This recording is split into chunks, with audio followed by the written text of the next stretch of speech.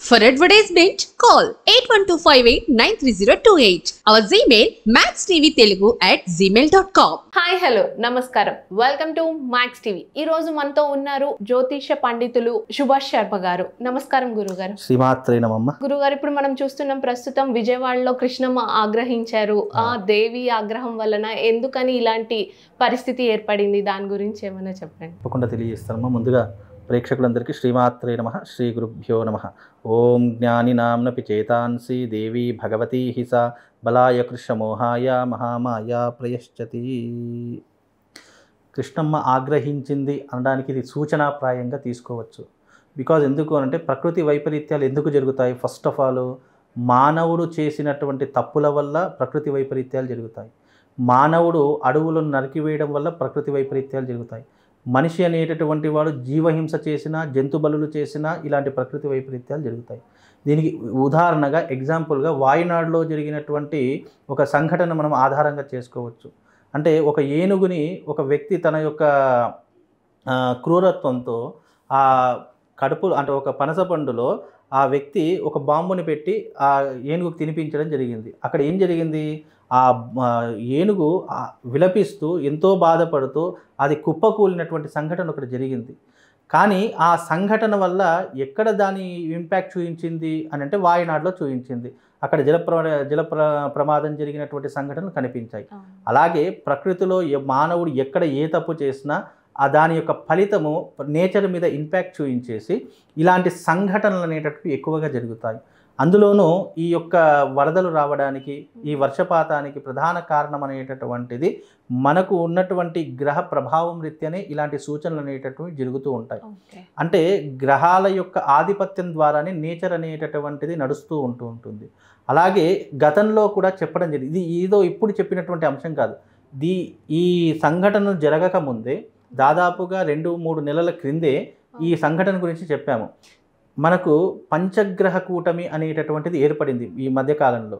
ఆ పంచగ్రహ కూటమి యొక్క ప్రభావం ఏదైతే ఉంటుందో అది రాబోయే భవిష్యత్తులో, అంటే అది ఇది జరగకముందు రాబోయే భవిష్యత్తులో జల ప్రమాదాలు జరుగుతాయి, అలాగే రోడ్డు ప్రమాదాలు జరుగుతాయి, అలాగే విద్యుత్ ప్రమాదాలు జరుగుతాయి అనేటటువంటి సూచనలు ఎప్పుడైతే ఈ సంఘటన జరగలేవో అప్పుడే దానికి ముందే తెలియజేయడం జరిగింది. కానీ అప్పుడు ఎవరు నమ్మలేదు. ఎందుకు? జ్యోతిష్యం అంటే మూఢనమ్మకము అనేటటువంటి ఒక బ్లైండ్ ఫీలింగ్ వాళ్ళకి వెళ్ళిపోయింది. ఎప్పుడు నమ్ముతారు? మనిషి మీద ఆ ప్రభావం చూపించినప్పుడే మంచి ఉంది, చెడు ఉంది అని నమ్ముతారు. అప్పటి వరకు ఎవరు నమ్మరు.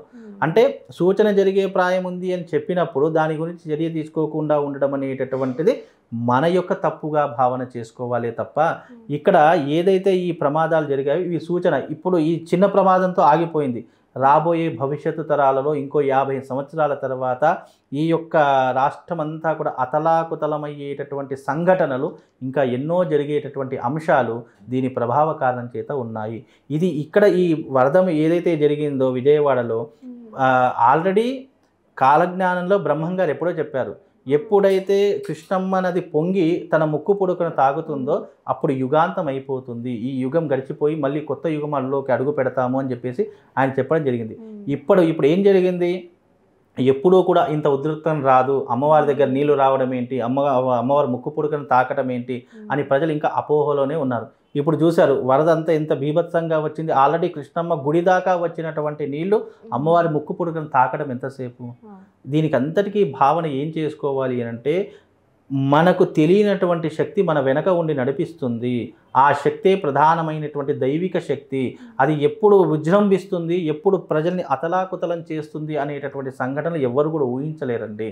అది ఎప్పుడు ఎలా ఊహాగానం అవుతుంది అని అంటే కనుక జ్యోతిష ప్రకారరీత్యా ఎలాంటి సంఘటనలు జరుగుతాయి. జ్యోతిషం ఊరికే పుట్టలేదు కదా.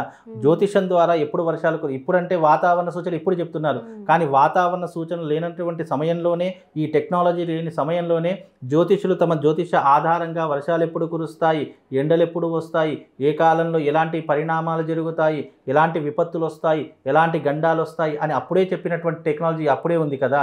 ఇప్పుడేంటి అంటే ఇది సూచనాప్రాయంగా జరిగిన చిన్న సంఘటన.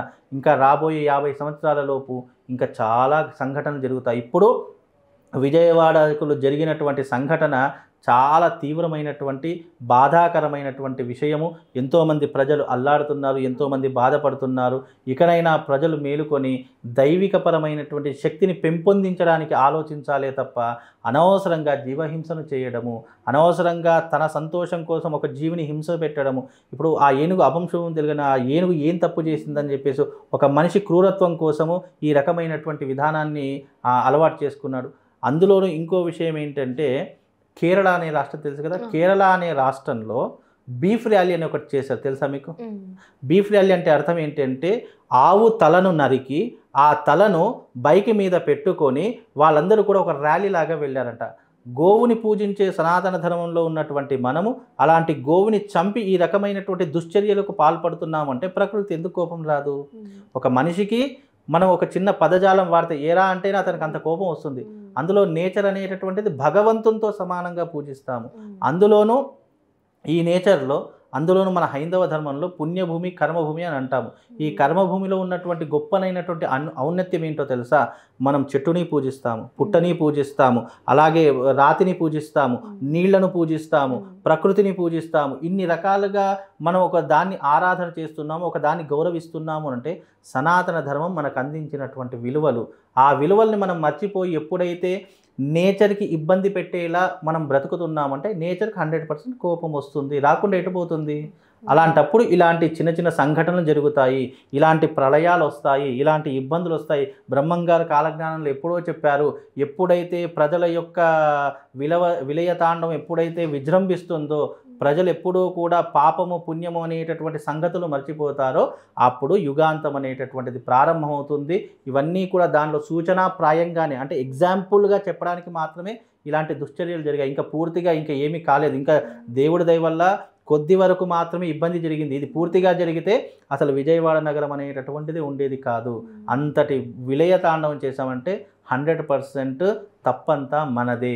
మనము ఈ రోజున ఎగ్జాంపుల్గా ఒక గుడికి వెళదామంటే ఎవరూ రారు. ఒక భగవంతుని ఆధ్యాత్మిక దానికి వెళదామంటే ఎవరూ రారు. అదే ఒక డిస్కోకి వెళదామంటే వెళతారు, ఒక సినిమాకు వెళదామంటే వెళతారు, ఇంకా వేరే మనకి ఎంటర్టైన్మెంట్ ప్రోగ్రాంలు ఎక్కడున్నా అక్కడ వెంటనే వద్దన్నా ప్రజలు కుమ్మడిగా వెళ్ళిపోతారు. అదే ఒక దేవాలయానికి రమ్మనండి, ఒక పండగ ఉంది, ఒక శివరాత్రి వచ్చింది, ఒక సంక్రాంతి వచ్చింది, ఈ రోజున భగవంతుని పూజించాలి, అర్చించాలి, మొక్కాలి అంటే ఎవరైనా మొక్కుతున్నారా? మరి ఎక్కడైపోతుంది? అంటే భగవంతుడు అంటే విశ్వాసం అవసరం లేదు, అదే భగవంతుడు ఇచ్చినటువంటి ఈ సృష్టిలో మనకు అన్నీ కావాలి అంటే ఇది న్యాయపరమైనటువంటిది కాదు. కాబట్టి భగవంతుడు కూడా అప్పుడప్పుడు మనకు హింట్ ఇస్తూ ఉంటాడు, సూచనాప్రాయంగా తెలియజేస్తూ ఉంటాడు, అరే మీరు చేస్తున్న తప్పు, ఇకనైనా మారండి అని చెప్పి భగవంతుడు ఇచ్చిన దాంట్లో మనం మారకపోతే కేవలం జలప్రళయమే కాదు, రాబోయే రోజుల్లో ఇంకా ఘోరమైనటువంటి ప్రమాదాలు జరిగేటటువంటి సంఘటనలు చాలా ఉంటాయమ్మా. గురుగారు, ఇప్పుడు దీనికి ఏమైనా పరిష్కారం ఏమన్నా ఉందంటారా? పరిష్కారం అన్నది ఒకటే, ప్రకృతిని మనం కాపాడాలి.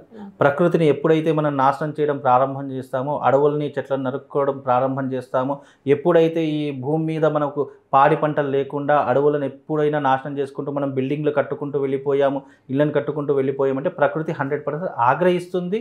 తప్పకుండా ఇలాంటి జల ప్రమాదాలు, విపత్తులు, భూకంపాలు రావడం అనేటటువంటిది మనం చేతులారా చేసుకున్నటువంటి రీతే తప్ప ప్రజలందరూ కూడా ప్రకృతిని, నేచర్ని కాపాడండి. భగవత్ ఆరాధన చేసుకునేటటువంటి కేంద్రాలను పెంచుకోండి. గుళ్ళు గోపురాలలో చక్కగా భక్తి భావనతో మెలగండి. ఆ భగవంతుడు అనేటటువంటి వాడు ఒక యూనివర్స్లో ఒక శక్తి అనేటటువంటిది ఎప్పుడు కూడా మనం ప్రొటెక్ట్ చేస్తూనే ఉంటుంది. లేదు అని అంటే మనము జీవితంలో బాగుపడేటటువంటి లక్షణాలు ఉండవు. ఇలాంటి ప్రకృతి వైపరీత్యాలు ఇంకా ఎదుర్కోవాల్సిన సంఘటనలే ఉంటాయి తప్ప దీనిని కాపాడేటటువంటి సంఘటనలు మన దగ్గర ఉండవు. కాబట్టి నేచర్ ఎప్పుడైనా గమనించండి, ప్రకృతి వైపరీత్యాలు ఎలా జరుగుతాయంటే మనం చేసుకున్నటువంటి పాపం వల్లనే ప్రకృతి వైపరీత్యాలు పెరుగుతాయి. మనలో భక్తి భావన తగ్గిపోయింది, దేవుడు లేడు, దయ్యము లేదు, ఏమీ లేదు అని అనుకున్నప్పుడు ఇలాంటి విపత్తులు జరిగినప్పుడు దేవుడు గుర్తుకొస్తాడు. మనకు దెబ్బ తాకిందంటేనే మనం అమ్మ అని అరుస్తాం. అప్పటి వరకు మనకి ఏమీ నొప్పి తెలియదు. ఎదుటివాడి నొప్పికి మనం 1,00,000 కారణాలు చెప్తాము, కానీ మనకు దెబ్బ తగిలినప్పుడు ఆ నొప్పి అనుభవించినటువంటి వాడికే తెలుస్తుంది. అలాగే ప్రకృతి వైపరీత్యాలు అనేటటువంటి మనమే ప్రకృతిని మనం కాపాడుకునే ప్రయత్నం చేస్తే దానికి ఏ రెమెడీస్ అవసరం లేదు, ఏ పరిష్కారాలు అవసరం లేదు. ఓకే గురుగారు, ధన్యవాదాలు. మీరు చెప్పినట్టు ప్రజలు ఇది గుర్తుపెట్టుకొని పాటిస్తారనుకుందాం. ఓకే, థ్యాంక్ యూ గురుగారు.